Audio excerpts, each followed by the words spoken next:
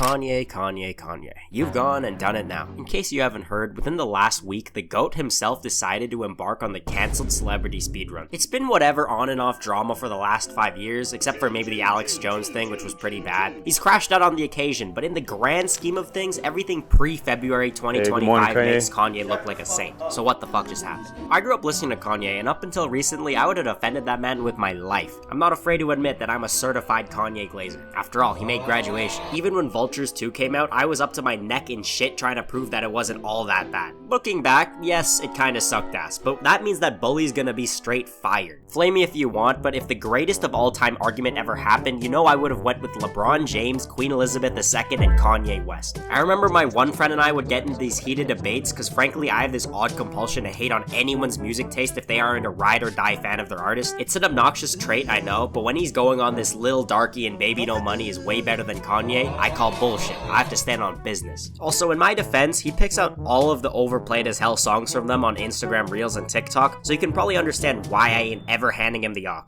As the great Kanye once said, if you're a Kanye West fan, you're not a fan of me, you're a fan of yourself. And I'm my #1 biggest fan. However, now after years of having this guy at the very top of my Spotify rap, due to some unforeseen circumstances, I'm being forced to listen to any other rapper. I miss the old Kanye. Yeah, to be honest, I really never thought that the weird shit that happens during those award shows would never top Will Smith delivering the John Jones treatment to Chris Rock back in 2022, but Kanye's just got a way of proving us wrong. After all, he made graduation. So the story begins when one man and one woman decide to take the red carpet amidst the 67th annual Grammy Awards. Like most people, I don't give a shit about the Grammys, but I definitely did not have Kanye's wife Bianca Censori unsheathing her birthday suit in the middle of the red carpet on my 2025 bingo card. For the first time in a long time, I actually checked in on the Grammys. I'm definitely not the only person that was shocked about this stunt over whatever the hell else happened that night, like Beyonce winning some fucking award, or Mr. Political and Economic State of the World over here. Maybe I'll tune in next year, who knows. People are saying that she was being coerced by him into pulling this stunt because it appears here that he gives her a stern talking to moments before the incident. And then once she pops top, bro just kinda stands there looking like a kid about to tell his parents that he shit his pants. Rumor has it that he wasn't even invited to the Grammys and he just showed up anyway. Woke up and decided this would be a good idea. I'm nominating Kanye as the 2025 Public Embarrassment Final Boss. You know, generally in the name of all that's decent, that public cringe therapy trend online where people do some outlandish shit in public needs to have a limit. I'm fine with the yelling or blasting Fetty Wap on a JBL speaker, but it's concerning when you just casually pull up to one of the most televised red carpets to do this shit, then dip. Slightly autistic. Oh yeah, and then Don Lemon, the guy who used to anchor for CNN, ended up catching strays from Kanye because he allegedly spread the rumor that he and Bianca were kicked out of the Grammys. Apparently, he actually did quite the opposite, advocating that Kanye and Bianca left on their own volition. I guess we'll never know. So yeah, that was pretty bad, but everyone's gotta get their get back eventually, you feel me? Bully will be released and people will realize that with genius comes madness. As long as he doesn't collab with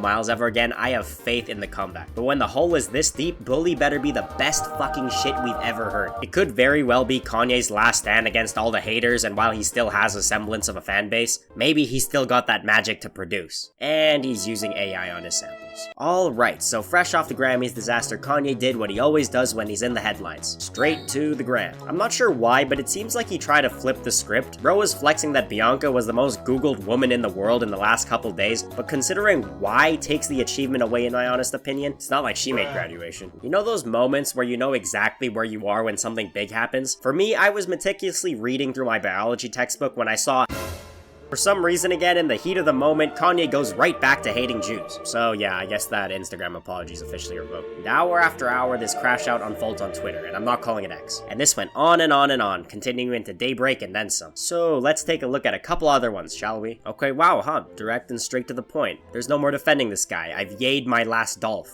I'll give him props, he's straight up not denying it anymore. If I was a Make-A-Wish kid, I think it would be my last wish to ask him if he sincerely meant all of the anti-Semitic stuff, or if it was just for attention.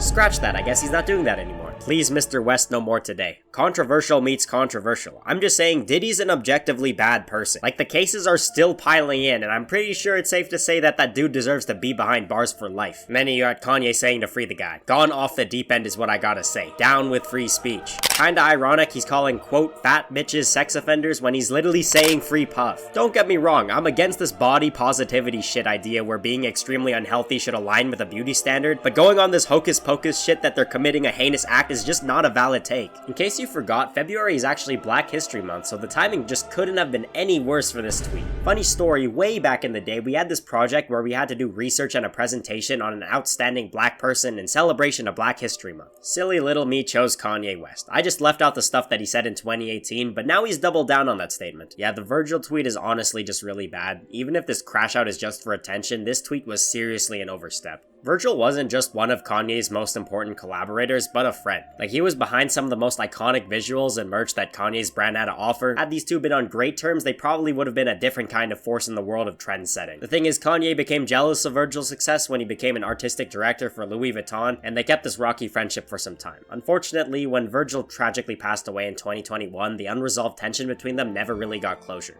Unlike his other nonsense tweets where he basically had little or no connection to the people or groups he was flaming, he actually had really close ties to Virgil, so the insensitivity really crossed the personal line here. Was there anything at least to salvage out of all of this? I mean, there was this tweet where he kind of tried to make amends. This crash out was undeniably the worst one we've seen so far. I mean, who knows what we'll see next year. As a reformed Kanye Glazer, I now know that I have to separate the music from the man. And for a bit, it seemed like the tirade had actually cooled off. It was Super Bowl time, and yeah, I was very eager to see the Chiefs' three-peat. Gotcha, bitch! But you know, when Kanye's ad came on, I actually breathed a sigh of relief for a second. It was also painstakingly obvious. Kanye was just rage baiting us. The past week was all just a stupid ploy for attention so he could plug his merch, and then I went to Yeezy.com. Motherfucker!